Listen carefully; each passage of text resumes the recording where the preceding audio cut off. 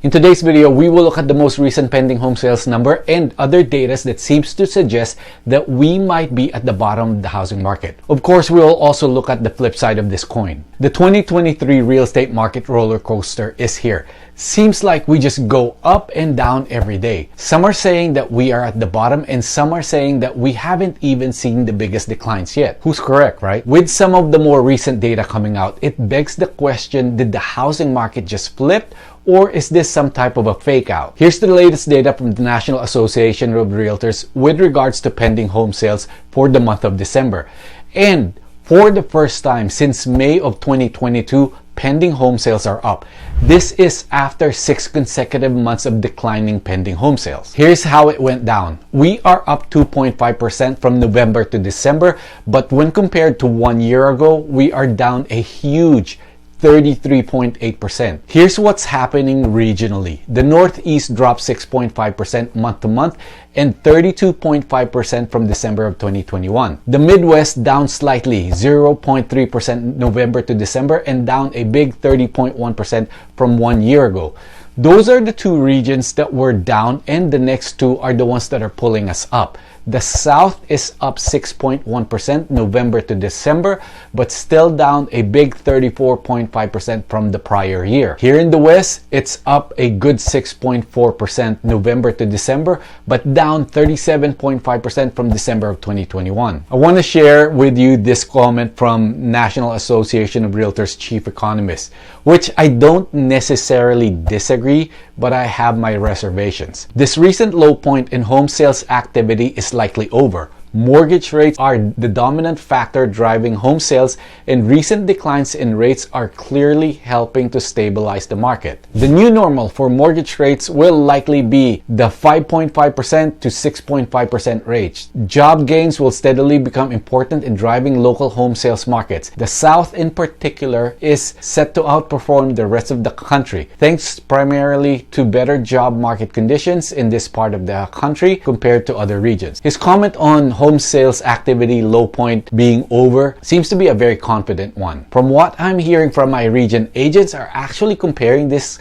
to the crash of 2008. Now, let me just explain that real quick. They're not saying that the environment that we are in is just like 2008. It's the volume and the velocity of transaction that feels like 2008. In short, the fundamentals are good, but the psychology is not. That's why the numbers are starting to look the same. Yoon also mentioned mortgage rates declining recently. That decline has actually translated to a 28% increase in mortgage demand. No surprise here, this increase also coincides with 3 straight weeks of declining mortgage rates. This is according to the Mortgage Bankers Association. One of the things that I keep saying is that there is demand out there, it's just that no one wants to act or is afraid to act. In a recent NerdWallet survey was spot on in regards to this. Their survey said 83% of Americans say buying a home is a priority for them. There's the demand part of my argument. I said it before over and over. Demand hasn't disappeared, more like on a temporary hold. However, only 11% plan on buying in the next 12 months.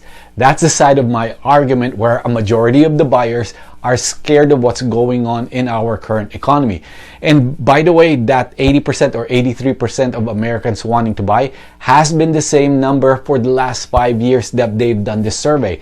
That means it's the same before the pandemic, during the pandemic, and after the pandemic, or now, if we can call this after the pandemic. That's my argument that there's demand out there. For sure, there are a lot of disconnect between wanting to buy and what's out there. So clearly, we need to see some more signs of recovery. I'm talking about expectations here. And I see this firsthand, whether on a down market or an up market, but more so with our current environment. And this is in regards to home prices. They said that 1 in 9 that are planning to buy a house hope to spend $269,000.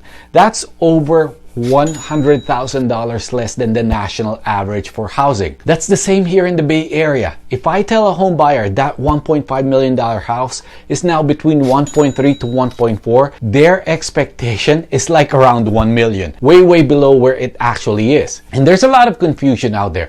This is why when you talk to a home buyer, they are very optimistic about prices, meaning they think it's gonna be lower or going lower because they are pessimistic about the economy and the housing market. In fact, NerdWallet's survey said that 2/3 of Americans expect an imminent crash. Let me just share with you 3 things that I know are facts that can kind of prove to you that answers this question of, did the housing market really just flip? And also answer the question, should you wait for a housing market to crash even further before buying a house? Here's number 1. Prices are falling in expensive cities. Out of the 50 largest cities in the US, 18 are down between December up to January 15 versus the same time period in 2021 and 2022. That's according to the latest report from Redfin. They mentioned San Francisco, San Jose, Austin, Detroit, and Phoenix as the top cities. Let me just talk about San Francisco and San Jose, or the Bay Area. Right now, in these markets, we have already seen how soft the market is. Homes are so price sensitive. The only reason that it's not a full-blown home buyer's market is because there's still enough buyers out there and not enough inventory. And I'll explain this a little bit more later. The fact is that the slowdown is much faster, making it more or less competitive out there, which in turn makes an excellent opportunity to buy a house if you've been outbid several times in the past. And there are buyers out there that are looking at this and saying, I don't have to compete with other buyers right now. That's already a win. And then add to that, you can get some seller concessions, and they completely see this as a good thing. According to the National Association of Realtors, markets in roughly half the country are likely to offer potential buyers discounted prices compared to last year. While this is not happening all over the Bay Area or all over the US for that matter, it is still a totally different market from the past 2 years. It's difficult to be certain that this has happened or will continue to happen. It all hinges on jobs, inflation, and the Fed's fight to keep it down. After the Fed meeting next week is the only way to know for sure. But if you're looking at your house as an investment, long-term investment, you know what they say, the best time to buy is usually when the prices are low. The second thing why I think we might not go down more severe is that homeowners aren't in any distress. This is not the crash of 2008. With over 40% in equity gain in the last 2 years alone, and homeowners sitting on super low interest rates, there aren't a lot of homeowners needing to sell.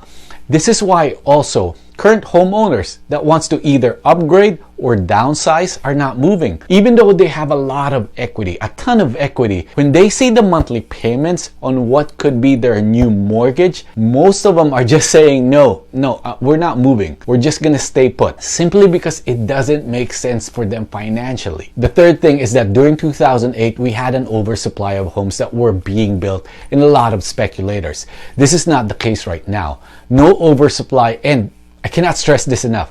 The buyers of today are actually well-qualified buyers. In fact, even before the pandemic, we've had super low default rates or foreclosures. Unlike 2008, when it seemed like every other homeowner you meet was on the brink of foreclosure or short sale. So even though home prices might have declined or slowed down, there is so much built-in equity out there, especially in these more expensive places. And so these things that I mentioned, pending home sales up, mortgage rates declining or stabilizing, expensive areas having already gone down, the lack of distressed homeowners, the lack of supply, coupled with other economic data that seems to suggest that the Feds might start slowing down their rate hikes, this could be the recipe. This might have really just flipped the market, the housing market. And even if we are not at the bottom yet, there's probably no meaningful decline or a crash that everyone is expecting. Now, one thing that I always tell people is that real estate is not one homogeneous market.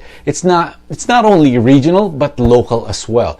So we could in fact experience crashing markets while others will be thriving. If there is a crash, it might be concentrated on expensive areas. Tech hubs like San Francisco, San Jose, Austin, Seattle, Portland. In fact, Goldman Sachs predicted that 4 US cities will suffer the most and even compared it to the 2008 housing crash. The cities that they mentioned are the following: San Jose, San Diego, Austin, and Phoenix. This is what they had to say. Our 2023 revised forecast primarily reflects our view that interest rates will remain at elevated levels longer than currently priced in, with 10-year Treasury yields peaking in 2023 Q3. As a result, we are raising our forecast for the 30-year fixed mortgage rate to 6.5% for year-end 2023. Let me talk about San Jose, and when I talk about San Jose, I'm more likely referring to the entire Bay Area. What could cause a crash here is the staggering amount of layoffs that are happening right now. These are high-paying tech jobs, and a lot of these people that are getting laid off are either homeowners or living in very high expensive apartments. So while it's true there are lots of equity in these homes, they can disappear real fast. So to me, if we go down, I don't see this crashing